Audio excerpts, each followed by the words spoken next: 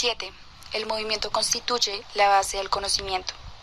La mayor parte de lo que sucede dentro de nosotros permanece apagado y oculto hasta que llega a los músculos.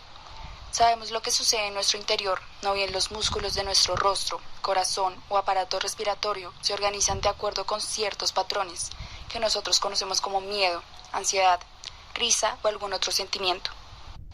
Si bien solo se necesita muy corto tiempo para organizar la expresión muscular de la respuesta interna o sentimiento, todos sabemos que es posible controlar la propia risa antes de que otros la adviertan. En cambio, no podemos impedir expresar visiblemente el miedo y otros sentimientos.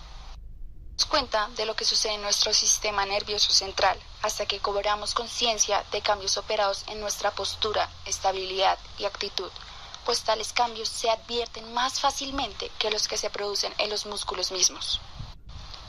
Somos capaces de impedir una expresión muscular completa gracias a que los procesos de aquella parte del cerebro que atiende las funciones peculiares del hombre son mucho más lentos que los procesos de las proporciones cerebrales encargadas de atender lo que es común al hombre y al animal. La lentitud misma de esos procesos nos permite juzgar y decidir si actuaremos o no.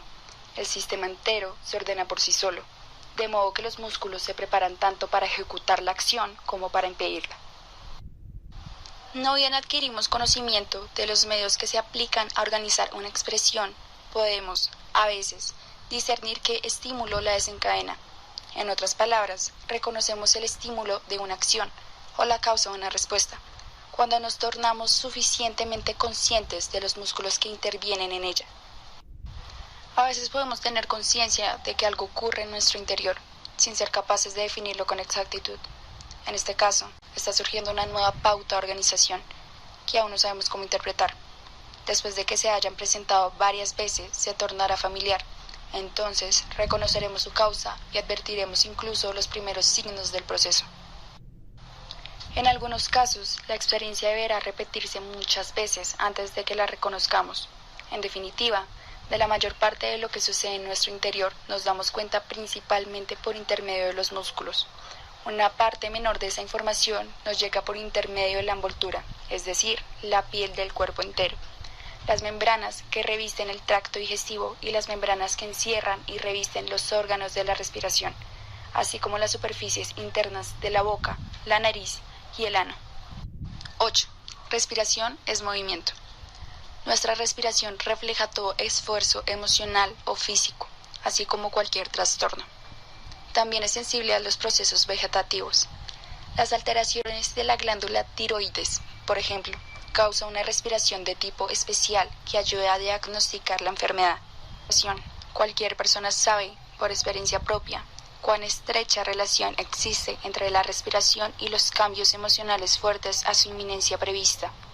A lo largo de toda la historia humana encontraremos sistemas y normas encaminados a inducir un efecto calmante mediante el perfeccionamiento de la respiración.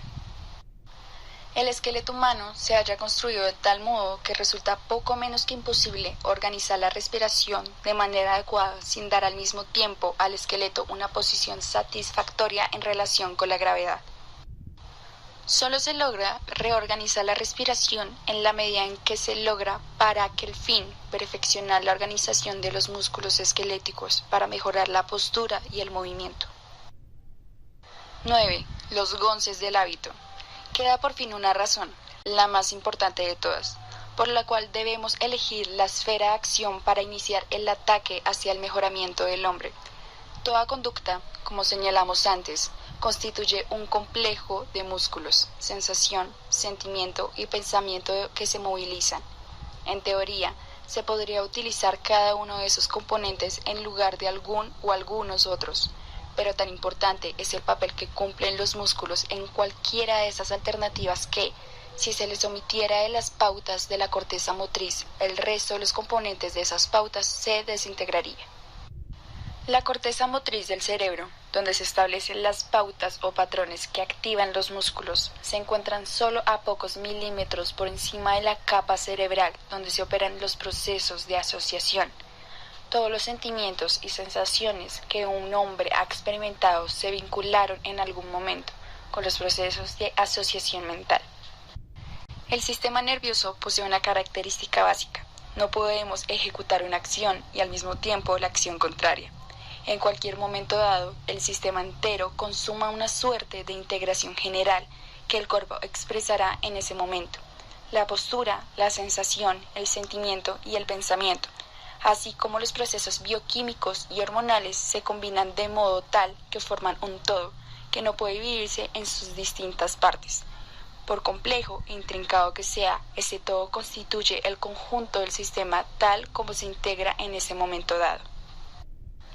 Dentro de una y otra integración, solo adquirimos conciencia de los factores donde entran en juego los músculos y la envoltura de piel y membranas. Ya hemos visto que, en la conciencia, los músculos desempeñan el papel principal.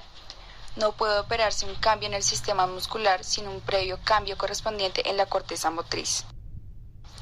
Si lográramos de alguna manera provocar una modificación de la corteza motriz y, por medio de tal cambio, una alteración de la coordinación de las pautas o de las pautas mismas, se desintegraría la base sobre la cual se sustenta la conciencia en cada una de las integraciones elementales. Debido a la estrecha proximidad existente entre la corteza motriz y las estructuras cerebrales relacionadas con el pensamiento y el sentimiento, así como la tendencia de los procesos de un sector del tejido cerebral a propagarse hacia los tejidos vecinos, un cambio radical en la corteza motriz no puede sino tener efectos paralelos sobre el pensamiento y el sentimiento. Un cambio fundamental que se opera en la base motriz dentro de cualquier patrón de integración puede fracturar la cohesión del conjunto y, en consecuencia, liberar al pensamiento y el sentimiento de las ataduras que lo sujetan a los patrones de las rutinas establecidas. En esa situación es mucho más fácil efectuar cambios en el pensamiento y el sentimiento, puesto que la parte correspondiente a los músculos, por intermedio de la cual el pensamiento y el sentimiento llegan hasta nuestra conciencia, ha cambiado y ya no expresa las pautas que nos eran familiares. El hábito ha perdido su principal sostén, que son los músculos, y se ha tornado más dócil al cambio. Estructura y función. La abstracción es exclusivamente humana. Hemos dicho que todo el proceso de la vida puede descomponerse en 4 componentes: movimiento, sensación, sentimiento y pensamiento. Este último difiere en muchos aspectos del movimiento. Tal vez podamos aceptar la idea de que, bajo la forma en que se encuentra en el hombre, el pensamiento es propio de éste. Si bien cabe admitir que en los animales superiores se puede observar algunas chispas de algo similar al pensamiento, no hay duda de que esta abstracción es territorio exclusivo del hombre. La teoría de la armonía en música, la geometría del espacio, las teorías de los conjuntos y de las probabilidades son incomprensibles fuera de la mente humana. El cerebro y el sistema nervioso humano poseen además en cierta parte de su estructura una peculiaridad de la diferencia por completo de la estructura de otras partes del cerebro, parecidas en general a las que poseen otras criaturas vivas. Aquí no hay espacio para un análisis detallado de las diferencias anatómicas y fisiológicas. Deberá bastar, pues, una descripción general de la estructura. La parte estrictamente individual del cerebro. El cerebro necesita para subsistir cierto ambiente químico y cierta temperatura. Y todo organismo vivo contiene un grupo de estructuras que dirigen y regulan la química y temperatura del conjunto de modo tal que éste pueda sobrevivir. Ese conjunto de estructuras constituye el sistema rínico. Atiende los requerimientos internos individuales de cada organismo vivo. Si esas estructuras son defectuosas, el organismo queda lisiado o deja de ser viable. Son simétricas y hereditarias en todos los detalles de su disposición y funcionamiento. Impulsos internos periódicos. Un segundo grupo de estructuras cerebrales atiende todo lo que concierne a la expresión-extensión de las necesidades internas vitales. La necesidad de sustentar el cuerpo y el sistema rínico crean impulsos internos que se expresan hacia el ambiente. Esto es cumplido por el sistema límbico, grupo de estructuras que tienen a su cargo todo cuando concierne a los movimientos del individuo en el campo de gravedad y a la satisfacción de todos los impulsos internos, como el hambre y la sed y la eliminación de productos residuales. En resumen, atienden todas las necesidades internas, que se intensifican cuando no son satisfechas y disminuyen o desaparecen cuando lo son, hasta que la necesidad aumenta y el ciclo empieza de nuevo. Todas las maravillas que habitualmente adjudicamos al instinto, como la construcción de nidos por las aves, la confección de tela por la araña y la capacidad de la abeja y la paloma para encontrar a gran distancia el camino de vuelta, se originan en dichas estructuras. Los albores de la capacidad de aprender. Ya en actividades de este tipo pueden advertirse las propiedades específicas del sistema nervioso humano. La estructura, la organización y las acciones son principalmente hereditarias, a diferencia de lo que sucede con el sistema rínico, descrito antes, que es por completo hereditario y no cambia de un individuo a otro, salvo en los casos de cambios fundamentales por evolución. Los instintos no son tan estacionarios y definidos como a menudo pensamos. Varían y presentan pequeñas diferencias entre un individuo y otro. En ciertos casos el instinto es débil y su acción necesita ser provocada por cierta cantidad de expresión individual. Es el ejemplo del niño recién nacido que no chupa hasta que sus labios son estimulados por el pezón. En otros casos, el instinto permite un considerable grado de adaptación a las circunstancias. Y allí se encuentra el primer indicio de aptitud para cambiar de acuerdo con la exigencia del ambiente. En síntesis, el nacimiento o albor de la capacidad de aprender. Así, los pájaros, cuando se los traslada de un ámbito extraño, se acostumbran a construir nidos con materiales que no conocían, pero la adaptación es difícil y no todos los individuos tienen el mismo éxito. La adaptación de los instintos a las exigencias de un ambiente nuevo puede llegar hasta el punto de acercarse a lo que solemos llamar entendimiento y aprendizaje. La diferenciación fina es una prerrogativa humana. Un tercer grupo de estructuras cerebrales se ocupa de las actividades que diferencian al hombre de los animales. Se trata del sistema supralímbico, mucho más desarrollado en el hombre que en cualquiera de los animales superiores. De este sistema depende la delicada definición de los músculos de la mano, lo que multiplica el número posible de pautas, ritmos y matices de cada operación.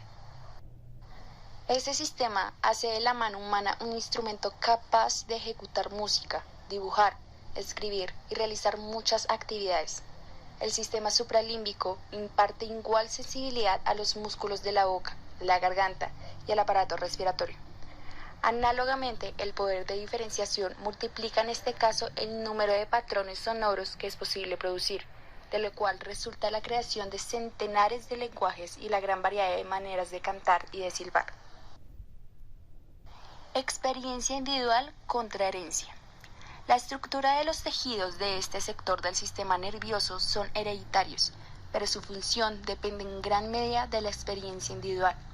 No hay dos escrituras iguales. La letra de un individuo depende del lenguaje que aprendió a escribir en primer término, el tipo de escritura que se le enseñó, la pluma o el instrumento que haya utilizado, la posición asumida al escribir, y así sucesivamente. Es decir, dependerá de todo cuando haya afectado la formación de pautas o códigos en la corteza motriz durante el aprendizaje. La pronunciación correcta de la lengua madre por el individuo determina en gran medida el desarrollo de los músculos de su lengua, así como el de su boca, su voz y su paladar. El primer lenguaje de un hombre influye sobre la potencia relativa de los músculos de su boca y sobre la estructura de la cavidad bucal hasta tal punto que en cualquier lenguaje que hable con posterioridad será posible reconocer, debido a las dificultades de ajustar los órganos del habla a las nuevas inflexiones, que el lenguaje habló antes esa persona. En este caso, la experiencia personal del individuo se convierte en un factor que determina el desarrollo estructural en medida no menor que los factores hereditarios mismos. Se trata de una peculiaridad única. El concepto de opuestos se deriva de la estructura. La actividad del tercer sistema es asimétrica. El lado derecho difiere del izquierdo, a diferencia de la simetría que impera en los otros dos sistemas. Sobre esa asimetría se funda la distinción entre derecho e izquierdo. Cuando la mano derecha es dominante, el centro del lenguaje se forma en el lado izquierdo del cerebro e inversamente. Se considera que esta oposición primaria entre derecho e izquierdo constituye la base de nuestro concepto de opuestos en general. Por ser la mano derecha habitualmente la más funcional de las dos, en muchos idiomas el término derecho se asocia a significados tales como correcto, legal, afirmación de propiedad y autoridad. Compárese las connotaciones de vocablos como read, inglés, bravo, ruso, recht, alemán y droit, francés. Los modos de pensamiento primitivos tienden a oponer bueno a malo, blanco a negro, frío a caliente, luminoso a oscuro, y a ver en estos términos oposición o conflicto. Un pensamiento más evolucionado no puede atribuirse oposición en un sentido real. Oscuro y frío, por ejemplo, no son los opuestos de luz y calor. Hay oscuridad cuando no hay luz, y la relación entre calor y frío es más completa aún. Estructura y función. Fenómenos reversibles y fenómenos irreversibles. El nexo de ese tercer sistema con los centros de la emoción es considerablemente más débil que los fuertes nexos que tienen con dichos centros los dos sistemas anteriores. Las emociones fuertes, como la ira o los celos, interfieren con el funcionamiento de este delicado sistema y confunden el pensamiento. Pero el pensamiento que carece de toda conexión con el sentimiento no tiene nexo alguno con la realidad. La celebración misma no tiene compromisos, es neutral y puede ocuparse con igual eficacia en enunciados contradictorios. Para decidirse por un pensamiento y no por otro, es preciso por lo menos sentir que ese pensamiento es acertado, o sea, que se corresponde con la realidad. El acierto es desde luego en este caso una realidad subjetiva. Cuando acertado se corresponde objetivamente con la realidad, el pensamiento posee valor humano general. La celebración no puede optar por sí sola entre dos proposiciones. Es posible llegar a la luna y no es posible llegar a la luna, pues en sí mismas ambas son aceptables. Solo la experiencia de la realidad confiere en un pensamiento la cualidad de acertado. Durante muchas generaciones, la realidad rechazó la primera proposición y se decía que alguien estaba en la luna para indicar que su mente se hallaba divorciada de la realidad. Si se trata de la pura celebración, la mayor parte de los procesos pueden ser tanto reversibles como irreversibles. En la realidad, la gran mayoría de los procesos son irreversibles. Un fósforo frotado y quemado no puede volver a ser un fósforo, ni un árbol puede volver al estado de brote. Los procesos relacionados con el tiempo son irreversibles, porque el tiempo mismo lo es. En rigor, pocos procesos de cualquier clase que sean son reversibles, es decir, pueden volver atrás de modo que se restablezcan las condiciones existentes antes del proceso. La celebración desconectada de la realidad no constituye pensamiento. Las contracciones musculares al azar no representan acción o movimiento. Autoconciencia por el movimiento. La base de la conciencia en la demora entre pensamiento y acción. Las vías nerviosas del tercer sistema central son las más largas y más complejas que las de los otros dos sistemas. La mayor parte de las operaciones del tercer sistema se ejecutan por intermediación de los otros dos, aunque existen vías que permiten a aquel ejercer un control directo sobre los mecanismos ejecutores. El proceso indirecto demora la acción misma. De modo que eso de pensar primero y hacer después no es un mero decir. Entre lo que se engendra en el sistema supralímbico y su ejecución por el cuerpo hay una demora. Esa dilación entre un proceso intelectual y su traducción a la acción es bastante larga, como para que ésta pueda ser inhibida. Esa posibilidad de crear una imagen de una acción y demorar después su ejecución, trátese de diferirla o de impedirla, constituye la base de la imaginación y del juicio intelectual. En su mayor parte, las acciones de este sistema son ejecutadas por los otros dos, más antiguos, y su velocidad se limita a la propia de estos. Por ejemplo, no es posible aprender el significado de un texto impreso con mayor rapidez que la del ojo al reconocer la página para leerla. No se puede expresar el pensamiento con rapidez mayor que la que alcanza al pronunciar las palabras que lo significan. De ello, se deduce que leer y expresar más rápidamente representa uno de los medios que permiten pensar con mayor rapidez. La posibilidad de una pausa entre la creación de la pauta de pensamiento de cualquier acción particular y la ejecución de esa acción constituye la base física de la conciencia. Esa pausa permite examinar qué sucede en nuestro interior en el momento en que se forma la intención de perpetrar el acto, así como durante su comisión. La posibilidad de aplazar la acción, de prolongar el periodo que separa la intención de su ejecución, permite al hombre aprender a conocer. Y es mucho lo que hay por conocer, pues los sistemas que llevan a cabo nuestros impulsos internos actúan automáticamente, como el resto de los animales superiores. Hacer no significa conocer. Que ejecutemos una acción no prueba en modo alguno que sepamos, así sea superficialmente, qué estamos haciendo o cómo lo hacemos. Si intentamos consumar una acción en forma consciente, es decir, seguirla en todos sus detalles, pronto descubrimos que la más simple y común de las acciones, como levantarse de una silla, constituye un misterio, pues no tenemos idea alguna de cómo lo hacemos. ¿Contraemos los músculos del estómago o los de la espalda? ¿Primero tensamos las piernas o primero inclinamos el cuerpo hacia adelante? ¿Y qué hacen entre tanto los ojos o la cabeza? Es fácil demostrar que ese hombre no sabe lo que hace, hasta el punto de ser incapaz de levantarse en una silla. En consecuencia, no tiene más alternativa que volver a su método habitual, que consiste en darse a sí mismo la orden de ponerse de pie y confiar en los organismos especializados que hay en su interior la ejecución de la acción, tal como les guste a ellos ejecutarla, que es como, por otra parte, la ejecuta habitualmente él. Así, aprendemos que el autoconocimiento no se llega sin un considerable esfuerzo y que incluso puede interferir en la realización de acciones. El pensamiento y el intelecto, que se sabe son enemigos de la acción automática habitual. Este hecho es ilustrado por la vieja historia del cien pies, que, interrogado sobre el orden en que movía sus patas, ya no supo cómo caminar. El conocimiento hace coincidir la acción con la intención. A menudo, a un hombre que está haciendo algo, le basta preguntarse qué hace para que se sienta confundido y no pueda continuar. En caso tal, ese hombre ha comprendido de pronto que la ejecución de la acción no corresponde realmente con lo que él pensaba que hacía. Si nuestra conciencia no está despierta, hacemos lo que los sistemas centrales más antiguos hacen a su propia manera, aunque la intención de obrar provenga del tercer sistema, superior a ellos. Más aún, con mucha frecuencia la acción termina por ser exactamente lo opuesto de la intención original. Esto sucede cuando la intención de actuar proviene del sistema superior, cuyo nexo con las emociones es débil y pone en movimiento los sistemas inferiores, que tienen nexos mucho más fuertes con las emociones, debido a su mayor velocidad propia y también a su menor demora propia entre intención y ejecución. En casos así, la acción de los sistemas cerebrales inferiores, por ser automática y más rápida, determina que aquella parte de la acción relacionada con un sentimiento intenso sea ejecutada casi inmediatamente, en tanto que la parte que se relaciona con el pensamiento, proviene del sistema superior, se presenta con lentitud, cuando la acción está casi concluida o lo está del todo.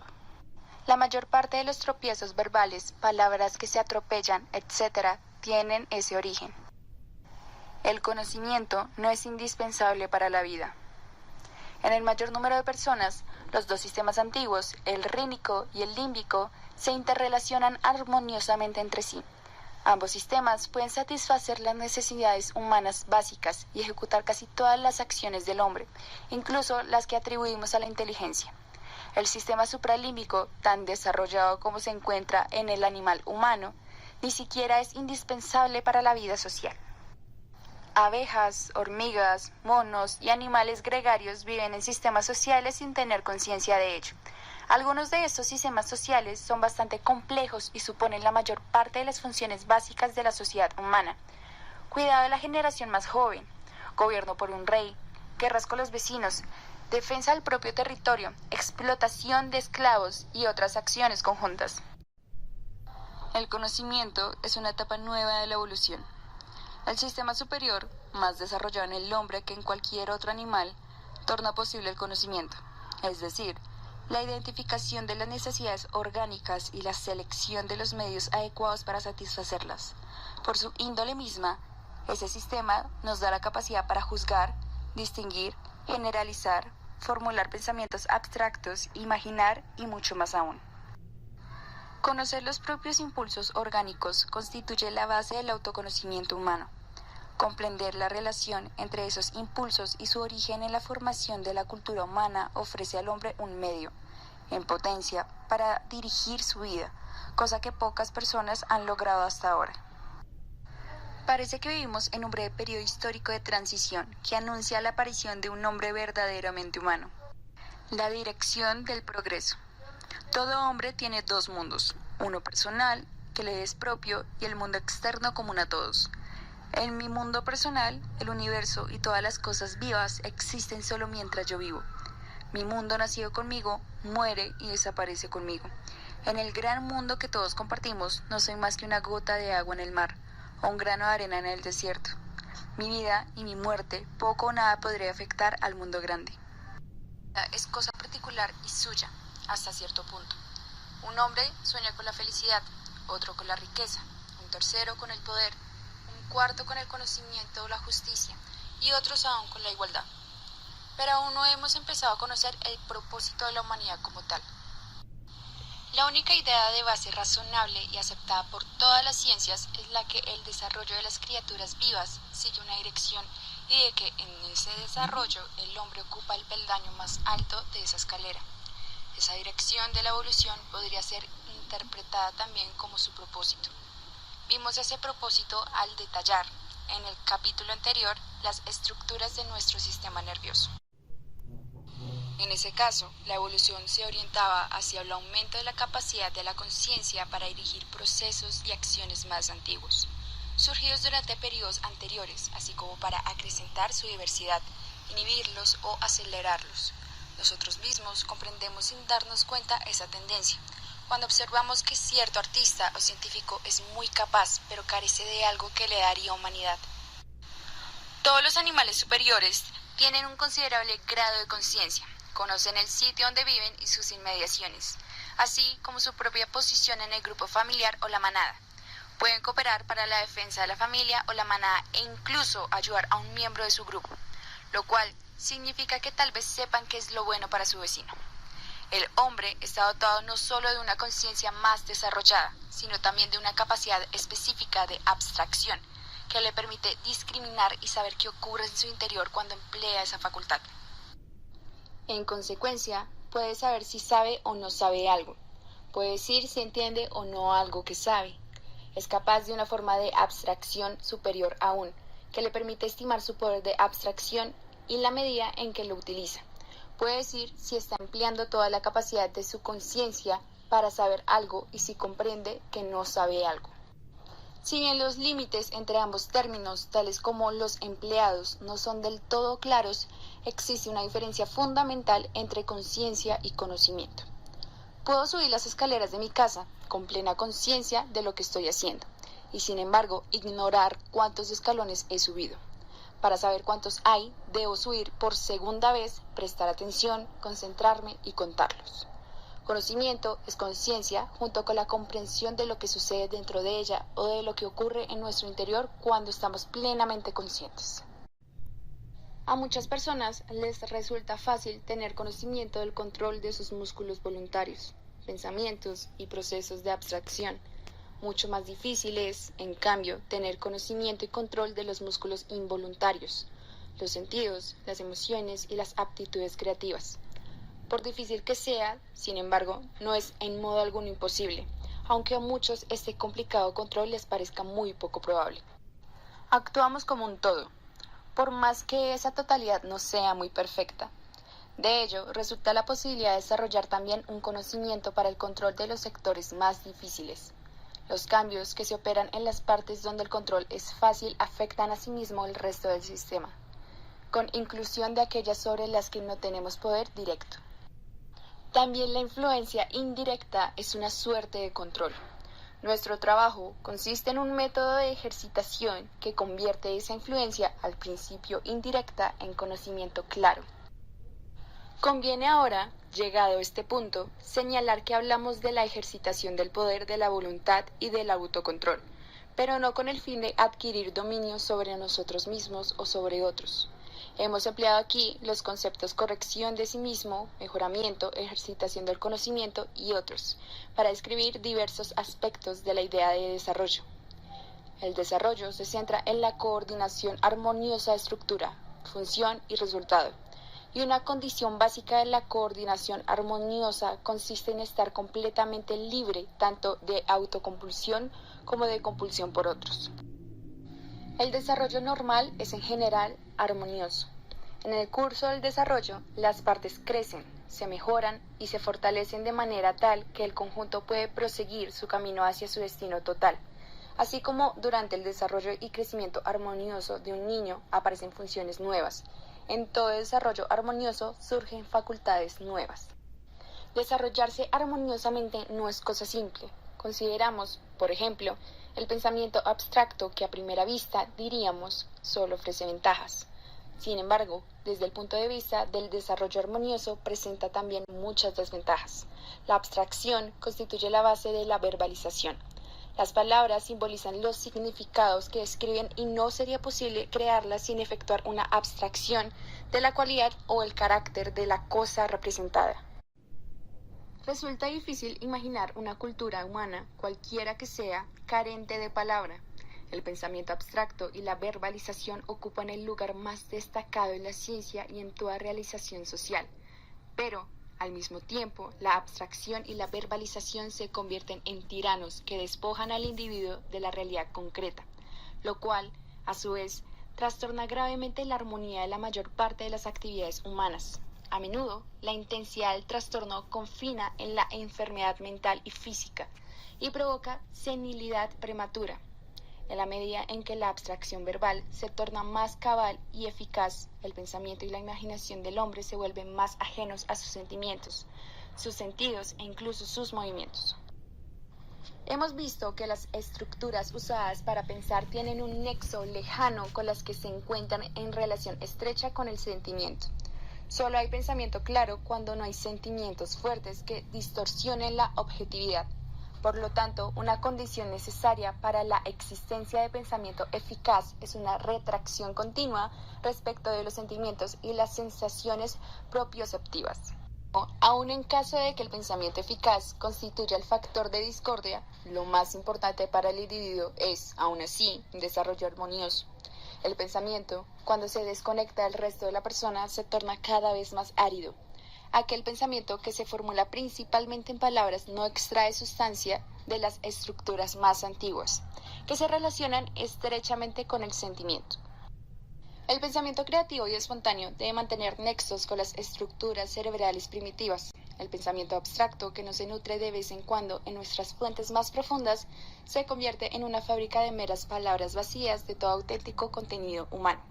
Muchos libros de arte y ciencia, literatura y poesía solo pueden ofrecer una sucesión de palabras vinculadas entre sí por un argumento lógico, pero carentes de contenido personal. Lo mismo se aplica a muchos individuos en sus relaciones cotidianas con otros. El pensamiento que no se desarrolla armoniosamente con el resto de la persona puede llegar a constituir un obstáculo para ese desarrollo.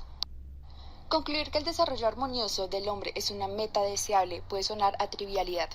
En la medida en que consideremos solo las abstracciones y el aspecto lógico de esa oración, esta permanecerá tan divorciada del hombre completo como cualquier otra verbalización despojada del significado práctico.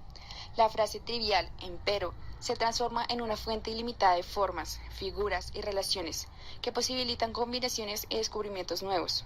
Cuando simulamos nuevas emociones y sentidos e impresiones directas, es decir, si la pensamos en función de las imágenes que nos permiten nuestras diversas combinaciones mentales. Estas son lo que debemos investir de palabra para establecer contacto humano con nuestros congéneres. Toda criatura cuya especie tenga larga historia hay desarrollo armonioso. En el caso del hombre, ese tipo de desarrollo es acompañado por muchas dificultades debido a la relativa novedad que representa el conocimiento en la escalera de la evolución.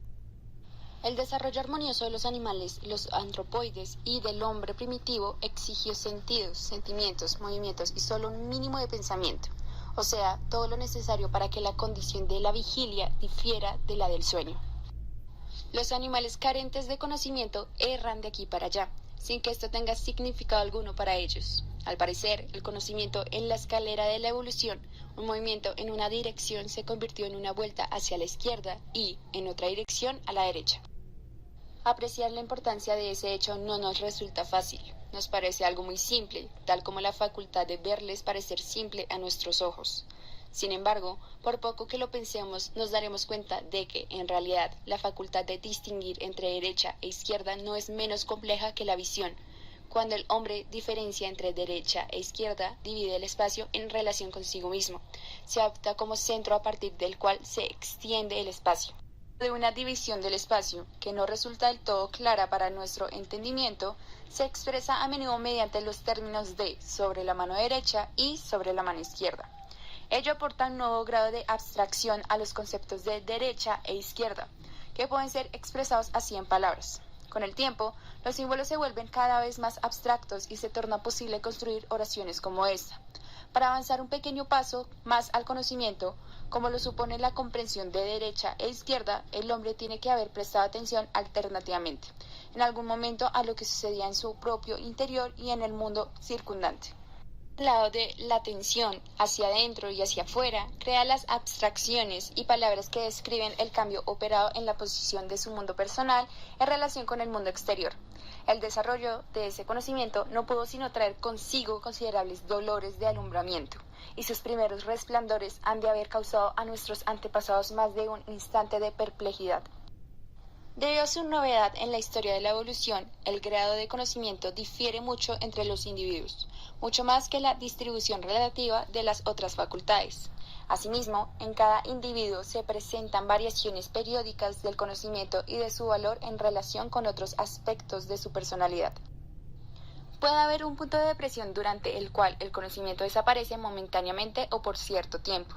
Con menor frecuencia puede darse un punto culminante en el que existe una armoniosa unidad y todas las facultades del hombre se fusionan en una totalidad única. En las escuelas esotéricas se relata una parábola tibetana.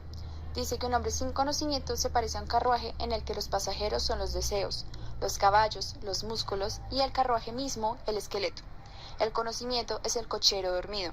Mientras el cochero siga dormido, el carruaje será arrastrado sin objeto alguno hacia este o aquel sitio. Cada pasajero procurará dirigirse a un sitio particular y los caballos tirarán en otras direcciones. Pero cuando el cochero se despierta y empuña las riendas, los caballos tiran del carruaje hacia los destinos a donde deben llevar a los pasajeros. En aquellos momentos en el que el conocimiento logra formar unidad con el sentimiento, los sentidos, el movimiento y el pensamiento, el carruaje avanza a gran velocidad por el camino que le corresponde. El hombre puede efectuar descubrimientos, inventar, crear, innovar y saber. Comprender que su pequeño mundo y el gran mundo que lo rodea no son sino uno y el mismo, y en esa unión ya no se siente solo.